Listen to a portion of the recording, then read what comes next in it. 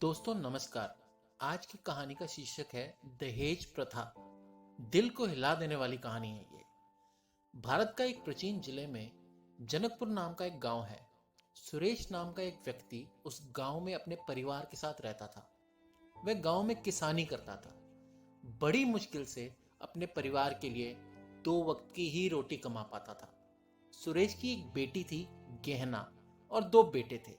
बेटी सबसे बड़ी थी और बेटे छोटे थे। गहना अब 18 वर्ष की हो गई थी और उसने 12वीं की कक्षा पास कर ली थी।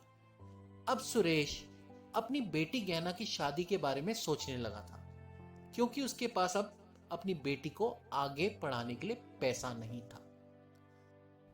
अब सुरेश अपनी लड़की का रिश्ता लेकर अपने ही गांव के एक किसान सुंदर के घर पहुंचा।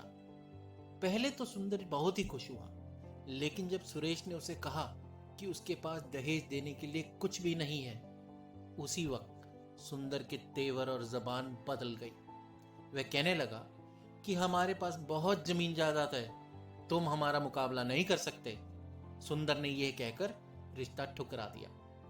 अब सुरेश बहुत दुखी मन से घर वापस चला गया। जब वह घर पहुंचा तो सब लोग बहुत ही खुश थे और सोच रहे थे कि रिश्ता पक्का हो गया था, लेकिन बात तो कुछ और ही थी।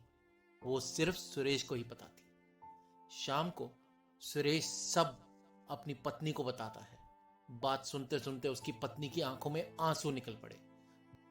बात करते हुए सुरेश और उसकी पत्नी को लगा कि सब सो गए हैं, लेकिन उसकी बेटी गहना चुपके से सब बातें सुन रही थी और अपने आप को बेटी होने का दोष दे रही थी। रात भर गहना को नींद नहीं आई। जब सुबह सोकर सब उठे तो वहां पर उन्होंने गहना के मृतक शरीर को पाया। उसने रात को जहर खा लिया था और अब वह हमेशा के लिए इस दुनिया को छोड़कर चली गई थी। दोस्तों, कब तक गहना जैसी लड़कियां आत्महत्या करती रहें? हम सबको जागरूक होना पड़ेगा। इस कहानी को बार बार पढ़िए और शेयर कीजिए, जिससे सुंदर जैसे दहेज लोभी लोग सुधारे जा सके।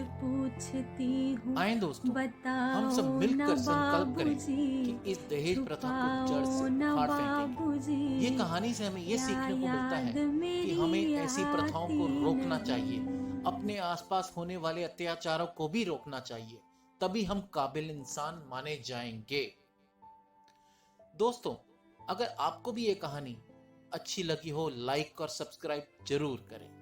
कहानियां मेरी जुबानी सुनने के लिए बहुत बहुत धन्यवाद।